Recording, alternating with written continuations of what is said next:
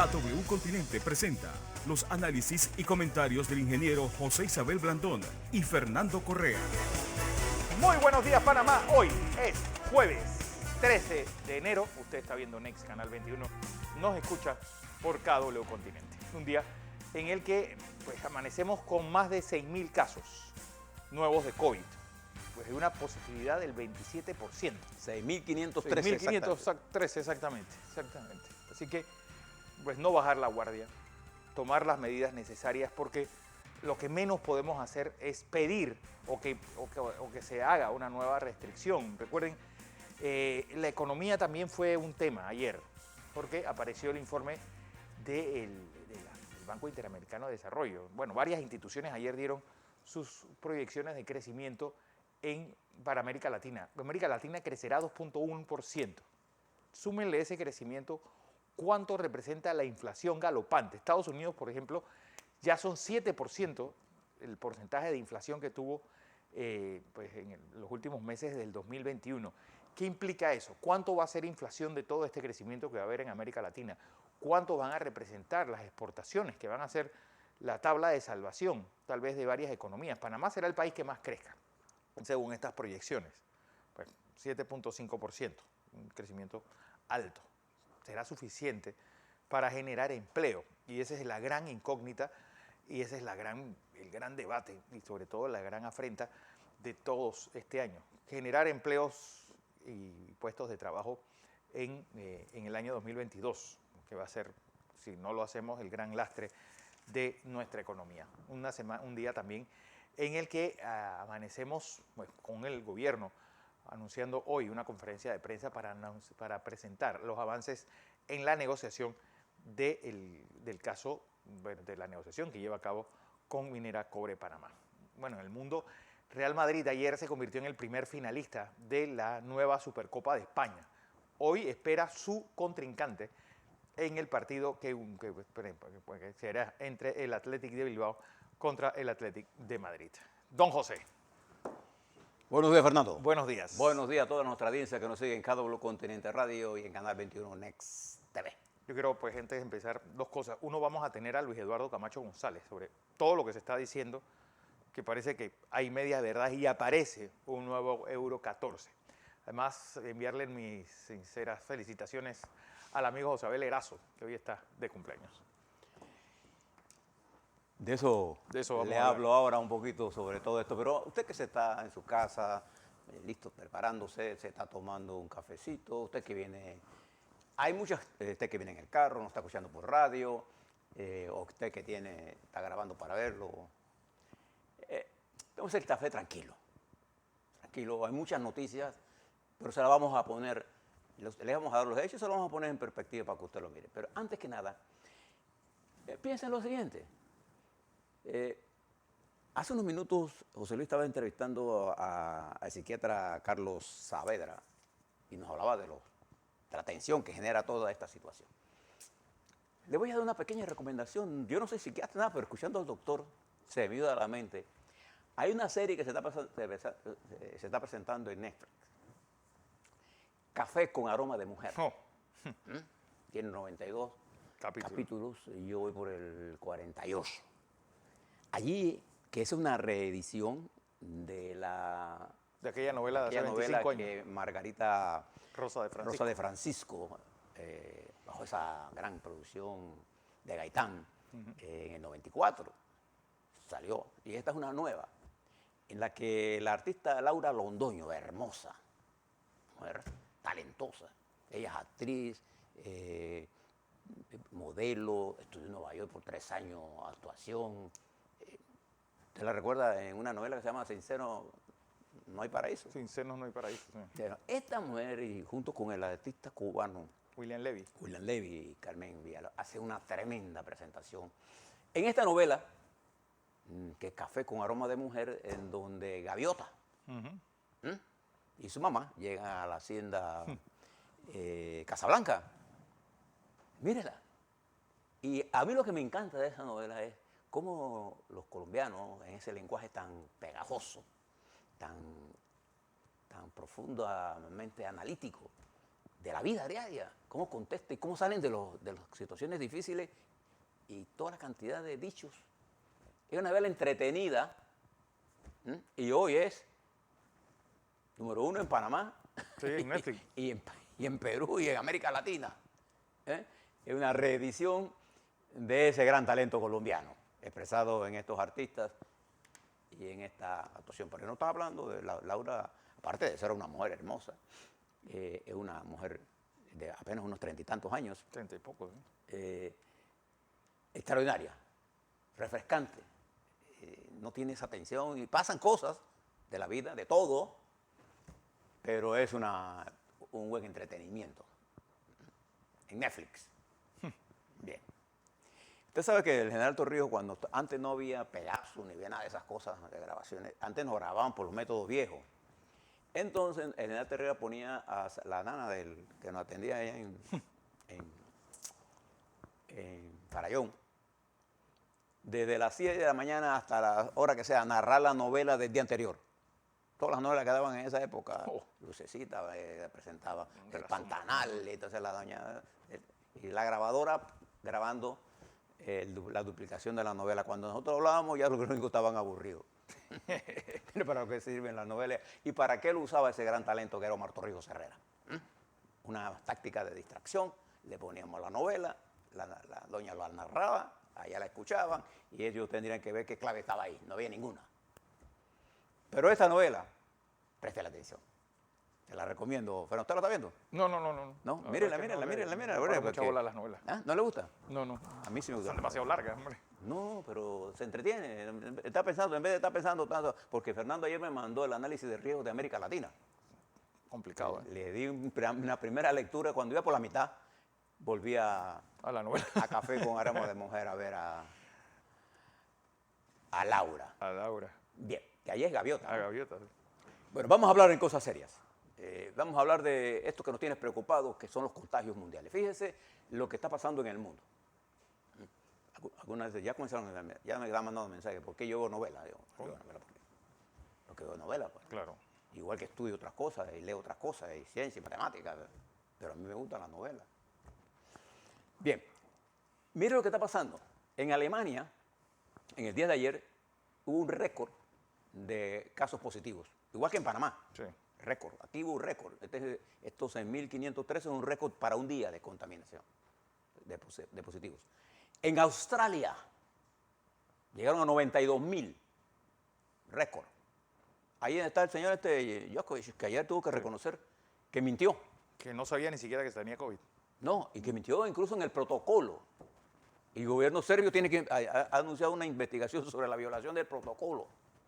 Este artista. Nadie está exento de esto. Si el pueblo australiano está sometido a ese estrés que señalaba aquí el doctor, porque este caballero quiere burlarse de todas estas cosas. 104.000 casos nuevos en Australia. Mire, es de hoy. Sí, bueno, ya ellos creo que están en 92.000 de la noche. 92.000. Y Alemania está en más de 80.000. Para que usted vea cómo se está desarrollando este Omicron.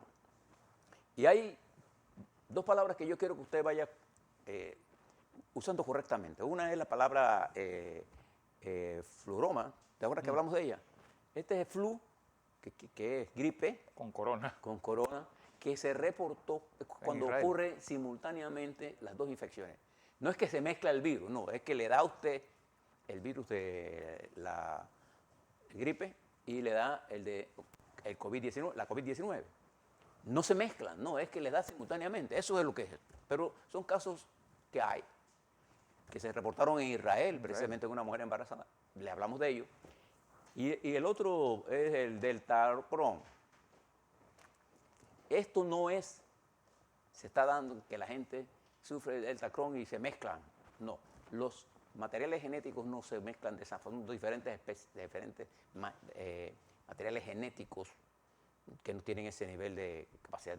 Lo que se trata probablemente es de una infectación que se haya podido hacer en laboratorio, en eso que se trabajan con los deltas y se mezclan eso. Pero no use las palabras incorrectamente. Bien. Entonces el mundo enfrenta, tanto los Estados Unidos, y ya en el noroeste de los Estados Unidos comienza a verse un declive natural de la caída en los casos de Omicron en esa parte de los Estados Unidos. Pero en términos generales, Bueno, Estados Unidos está con 20 millones de casos activos. sí, en términos generales, Omicron le está pegando duro a los Estados Unidos, tiene más de 148,000 personas hospitalizadas, es la cifra más alta de la historia, y lleva por cerca de 800 y tantos muertos, 800,000 muertos. 866.455 muertos. De manera que en Estados Unidos le está pegando duro el Omicron, como está pegando en el mundo.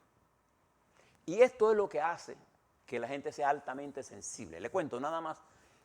Ayer en Inglaterra, el primer ministro Boris Johnson, acudiendo al Parlamento, tuvo que pedir excusas al Parlamento por la fiesta de mayo 20, del 20. Del 20 del 20. El 20. Una fiestecita en la que cada uno llevó su licorcito ahí en Downing Street y comenzaron a tomar trago, violando las normas de cuarentena que el mismo gobierno había puesto.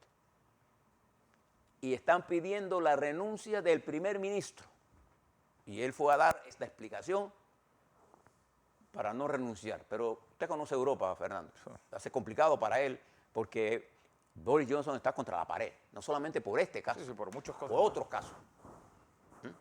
Y entonces ahora su propio partido está pidiendo explicaciones de esto. Y el pueblo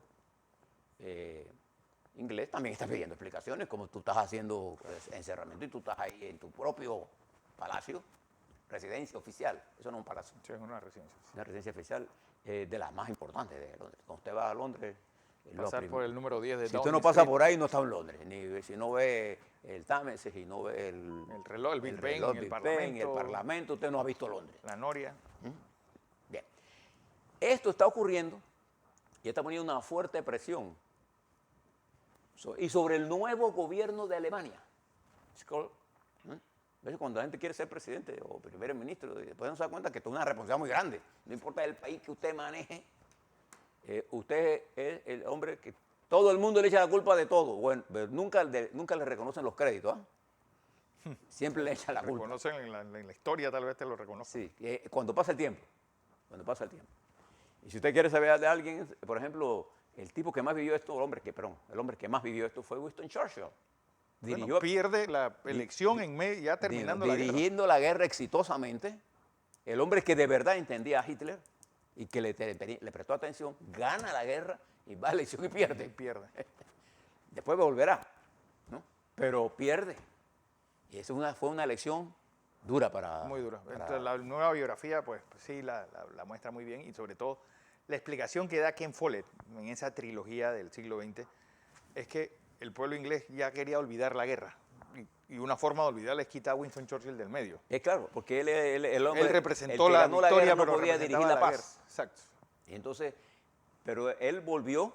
Y sobre todo que quien gana, que es mi tocayo Clemente Attlee, gana con un proyecto socializante, es decir, cómo hacer que el país nacido después de la Segunda Guerra Mundial reparta lo poco que había. Y por eso, pues, eso de la bienestar desde la tumba hasta la sepultura era el eslogan de los laboristas en esa elección que ganó Attlee. Y cuando Churchill vuelve al poder, Con casi 80 años. Sí, toma conciencia el mundo de lo que significaba este desarrollo gigantesco de la llamada Unión Soviética, Sí. que se quedó con un montón de territorios Toda la Europa del Este, ¿no? y que gran parte del dilema que hoy estamos enfrentando con el señor Vladimir Putin. Ese concepto histórico que él tiene del imperio soviético o de la gran madre Rusia. Entonces nosotros cuando hablemos de él tenemos que hacer una lectura correcta de él, que cuáles son sus intereses. Y le cuento de una vez para quedarnos en Europa. En la reunión que se celebró ayer, el miércoles, asistió el Grechko, uno de los viceministros de Relaciones Exteriores, y el viceministro de Defensa ruso,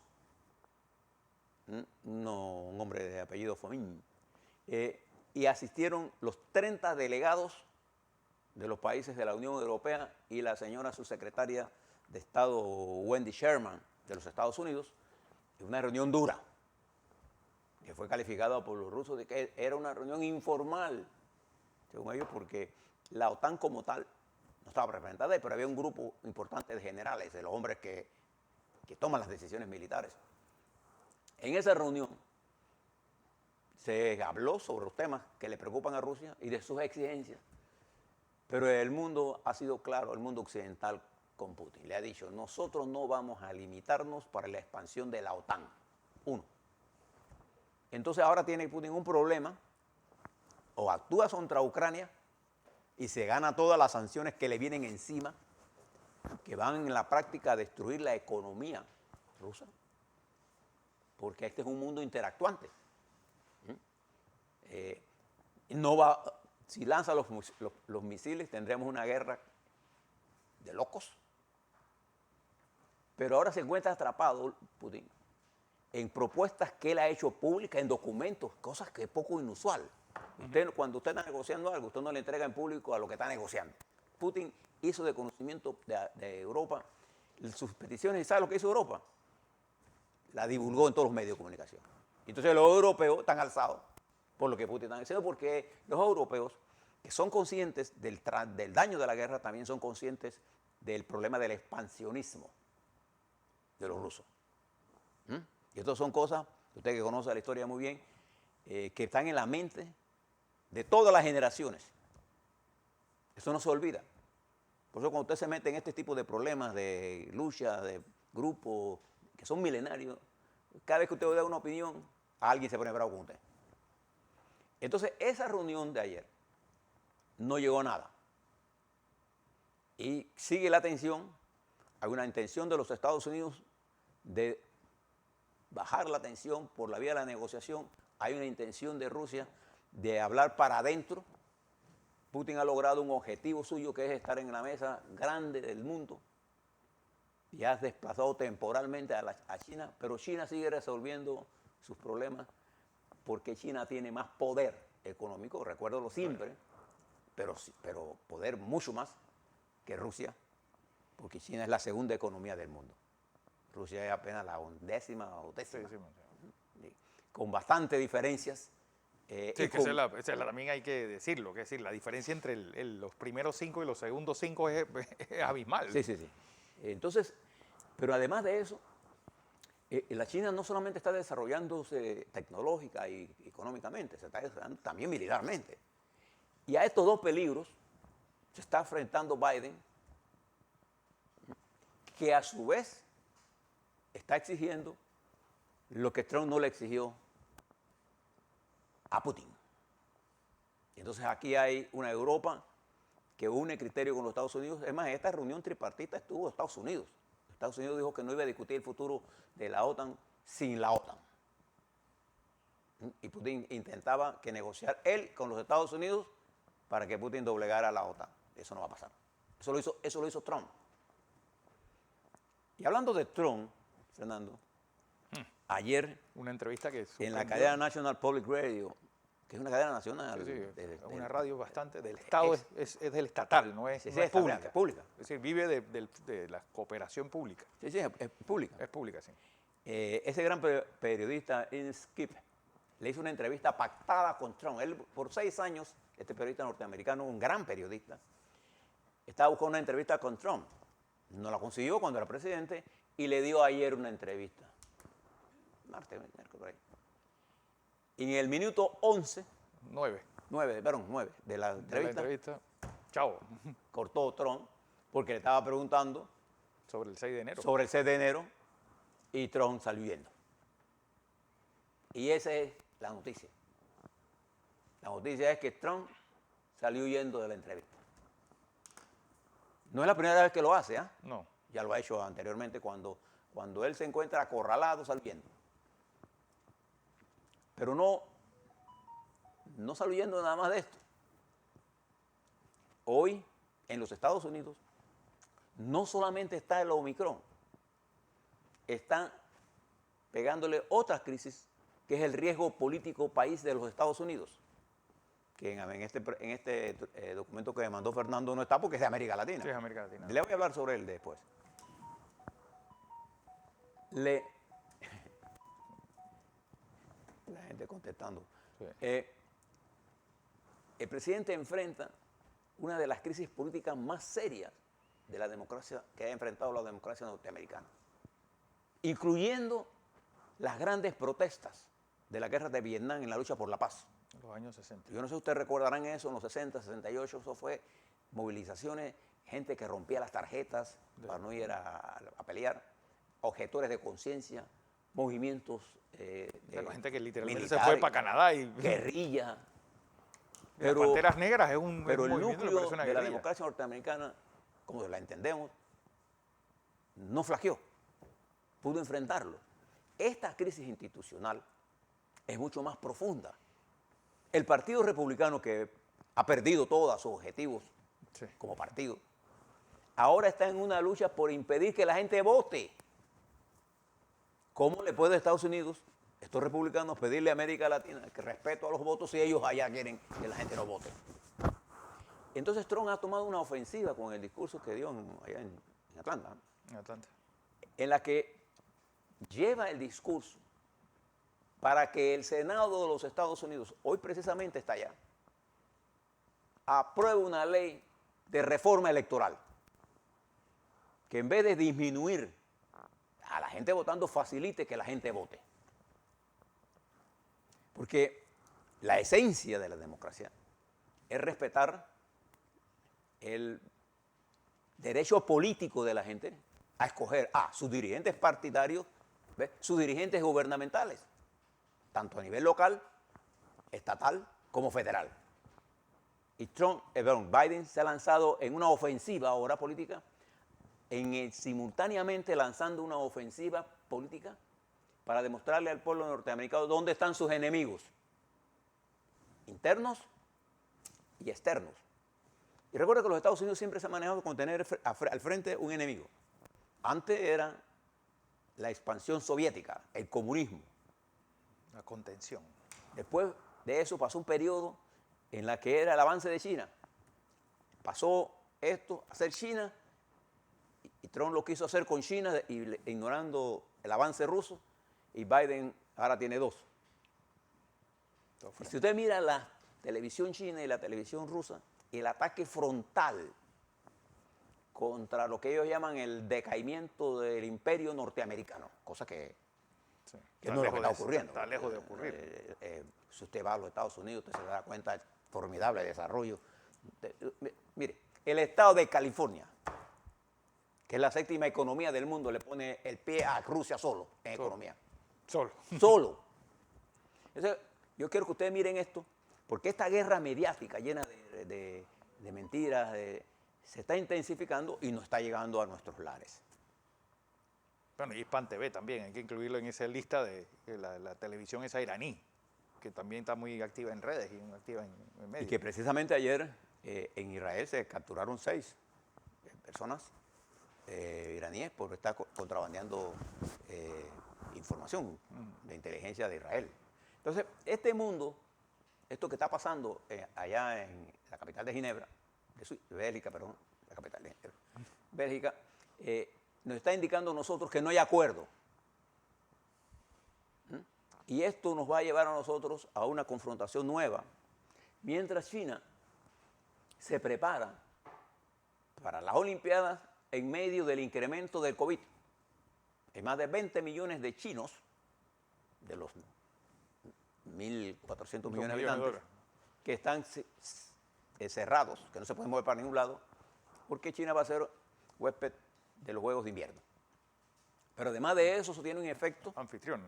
¿Sí? Anfitriones, se van a celebrar allá. Sí. Tiene un efecto en lo que se dañó Fernando, la inflación. Ahí viene el punto que a nosotros nos interesaba.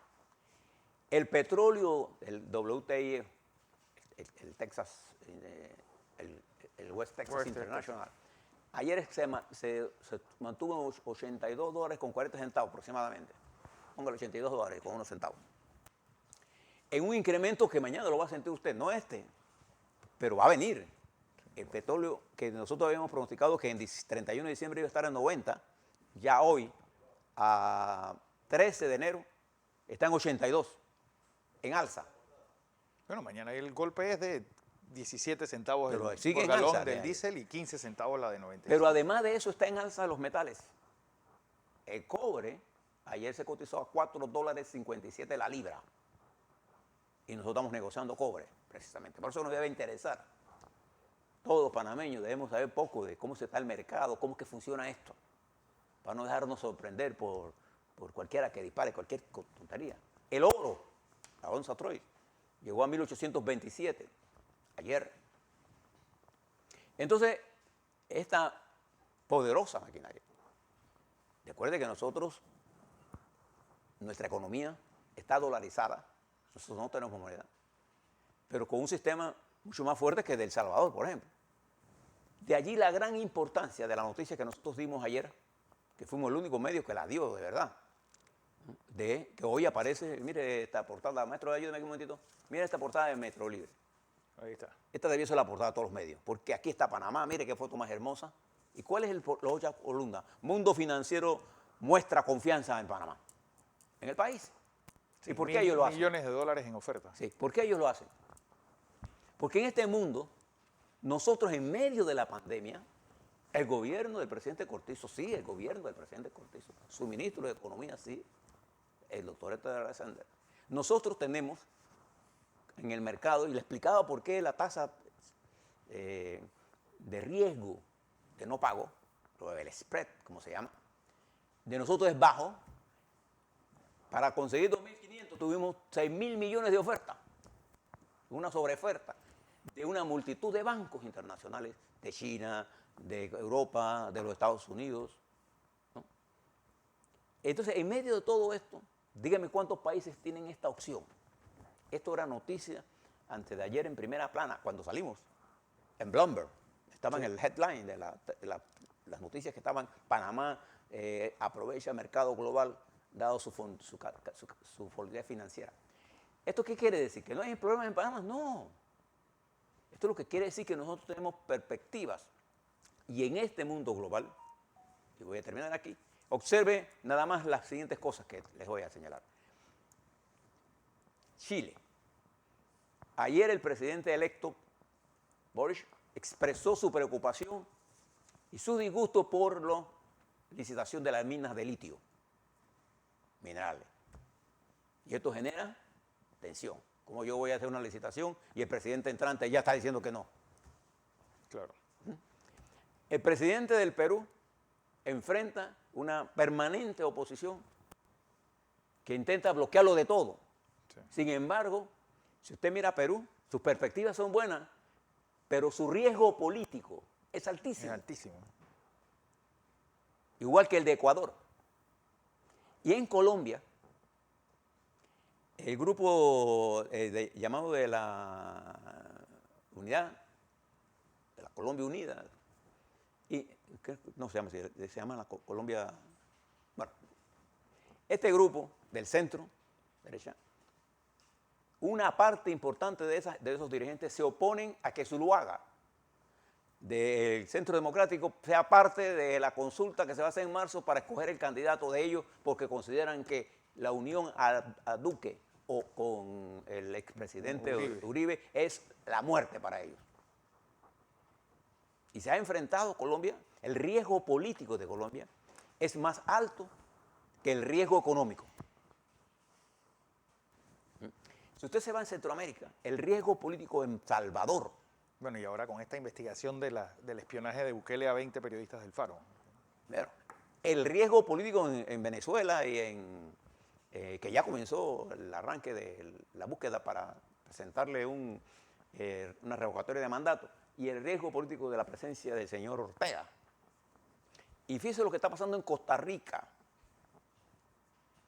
Hay más de 20 candidatos y solo 4 se supone que pueden llegar a sobrepasar más allá del margen de error de cualquier encuesta que está dependiendo. Sí. Normalmente ese riesgo está entre más o menos 5. Hay quienes ni siquiera llegan a marcar el riesgo de error.